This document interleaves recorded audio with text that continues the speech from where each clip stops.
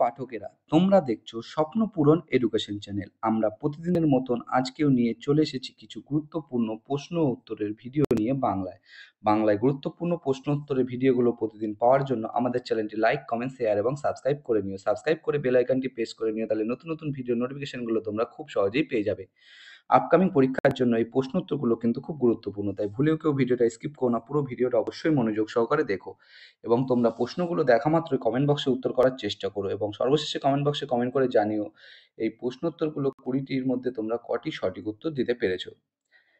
এবং এখনো পর্যন্ত যারা আমাদের চ্যানেলটি লাইক, কমেন্ট, শেয়ার এবং সাবস্ক্রাইব করনি, অবশ্যই লাইক, কমেন্ট, শেয়ার এবং সাবস্ক্রাইব করে নিও এবং তোমরা কমেন্ট বক্সে কমেন্ট করে জানাতে পারো তোমাদের কোন বিষয়ের উপর ভিডিওর প্রয়োজন আছে, আমরা সেই বিষয়ের উপর ভিডিও নিয়ে আসার চেষ্টা করব। তাই আর সময় নষ্ট না করে চলে আসি আজকের প্রথম প্রশ্নে। আজকের প্রথম প্রশ্ন, 1 নম্বর প্রশ্ন, হায়দ্রাবাদ কোন নদীর তীরে অবস্থিত? তোমাদের সামনে 4টে অপশান রয়েছে। 4টে অপশানের মধ্যে সঠিক উত্তরটি হয়ে যাবে অপশান এ, মুসি নদীর তীরে।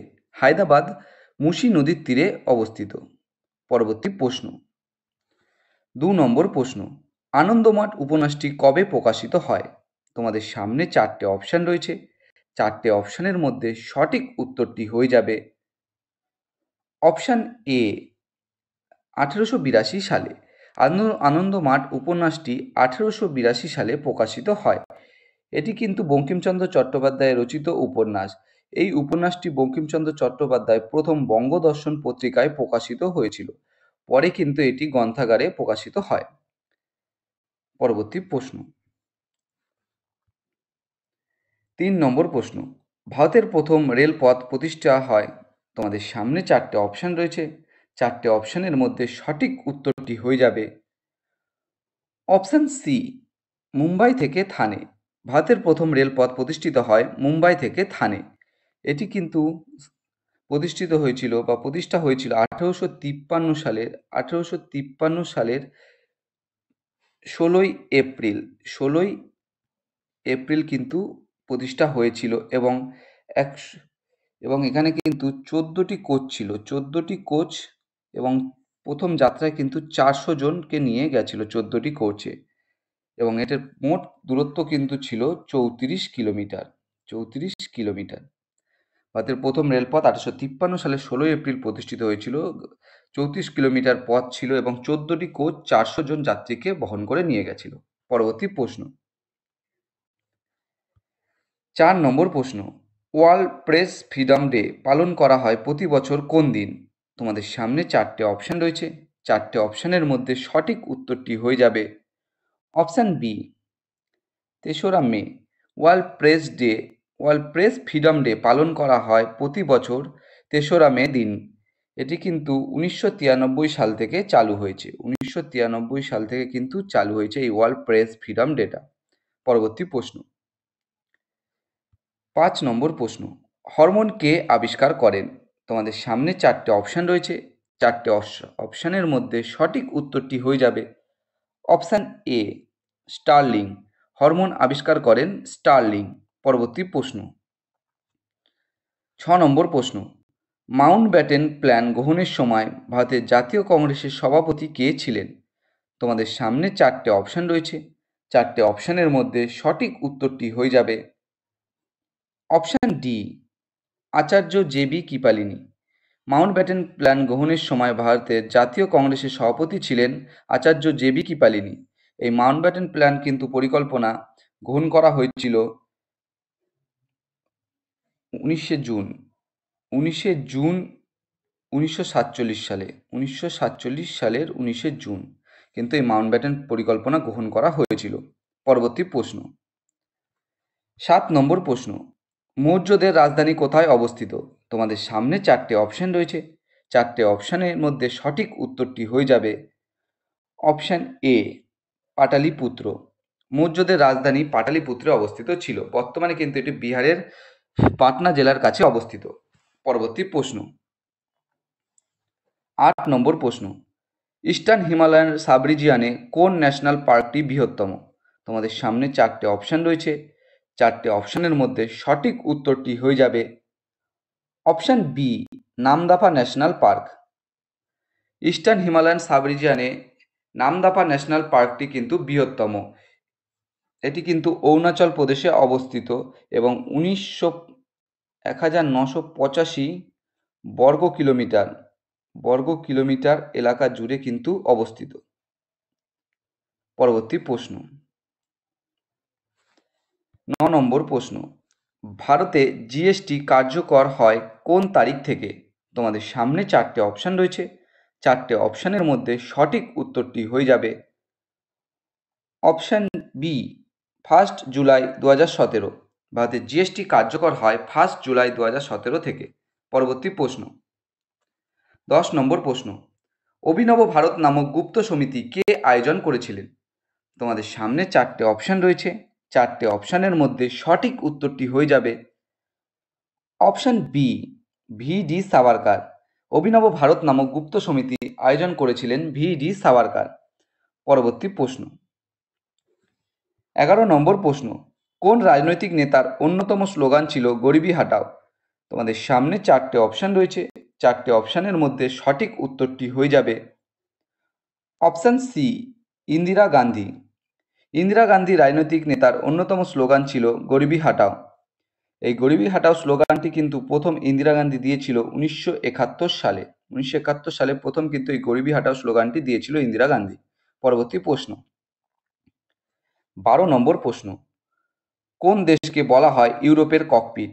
তোমাদের সামনে কিন্তু 4টে অপশান রয়েছে। এই 4টে অপশানের মধ্যে সঠিক উত্তরটি হয়ে যাবে অপশান সি, বেলজিয়াম। বেলজিয়াম দেশকে বলা হয় ইউরোপের ককপিট। পরবর্তী প্রশ্ন, 13 নম্বর প্রশ্ন, যুগান্তর পত্রিকার প্রথম সম্পাদক কে ছিলেন? তোমাদের সামনে 4টে অপশান রয়েছে। 4টে অপশানের মধ্যে সঠিক উত্তরটি হয়ে যাবে অপশান ডি, বারিন্দি ঘোষ। এখানে কিন্তু একটা লেখা মিস্টেক আছে, এখানে বাংলা হবে। এখানে হবে বাংলা যুগান্তর পত্রিকার প্রথম সম্পাদক ছিলেন কে? হয়ে যাবে বারিন্দি ঘোষ। এই বারিন্দি ঘোষ কিন্তু এই বাংলা যুগান্তর পত্রিকাটি প্রতিষ্ঠা করেছিলেন 1906 সালে। 1906 সালে কিন্তু এই বাংলা যুগান্তর পত্রিকাটি প্রতিষ্ঠা করেছিলেন বারিন্দি ঘোষ। পরবর্তী প্রশ্ন, 14 নম্বর প্রশ্ন, এশিয়ান ডেভেলপমেন্ট ব্যাংকের সদর দপ্তর কোথায় অবস্থিত? তোমাদের সামনে 4টে অপশান রয়েছে। 4টে অপশানের মধ্যে সঠিক উত্তরটি হয়ে যাবে option A, Philippines. Asian development ব্যাংকের সদর দপ্তর ফিলিপিন্সে অবস্থিত। এটি কিন্তু ফিলিপিন্সের ম্যানিলাতে অবস্থিত এবং এটি প্রতিষ্ঠা হয়েছিল 1966 সালে। এই এশিয়ান ডেভেলপমেন্ট ব্যাংকটি প্রতিষ্ঠা হয়েছিল 1966 সালে ফিলিপিন্সের ম্যানিলাতে। পরবর্তী প্রশ্ন,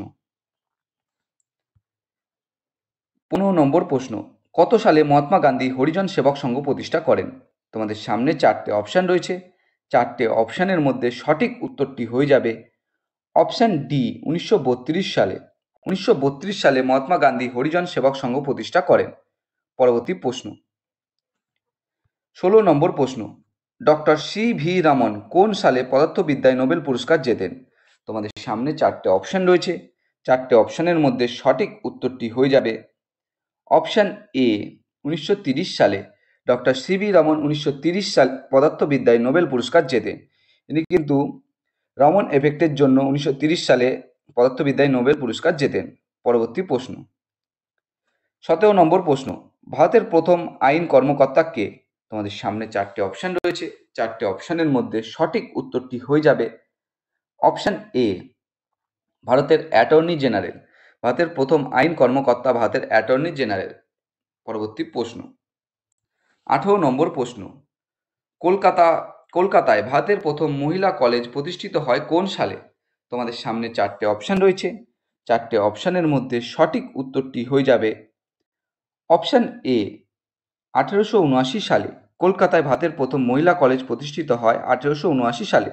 এই কলকাতায় কিন্তু প্রথম মহিলা স্কুল চালু হয়েছিল, বেথুন স্কুল। সেটি কিন্তু 1889 সাল থেকে মহিলাদের জন্য স্নাতক স্তরের ডিগ্রি দেওয়া শুরু করেন। এটাই কিন্তু ভারতের প্রথম মহিলা কলেজ। 1879 সালে কিন্তু কলকাতায় চালু হয়েছিল। পরবর্তী প্রশ্ন, 19 নম্বর প্রশ্ন, মেন্ডেলিফের পর্যায় সারণীতে কয়টি পর্যায় আছে? তোমাদের সামনে 4টে অপশান রয়েছে। 4টে অপশানের মধ্যে সঠিক উত্তরটি হয়ে যাবে অপশান সি, 7টি। মেন্ডেলিভের পর্যায় সারণীতে 7টি পর্যায় আছে। পরবর্তী প্রশ্ন, 20 নম্বর প্রশ্ন, কে ভারতের আয়রন ম্যান হিসাবে পরিচিত?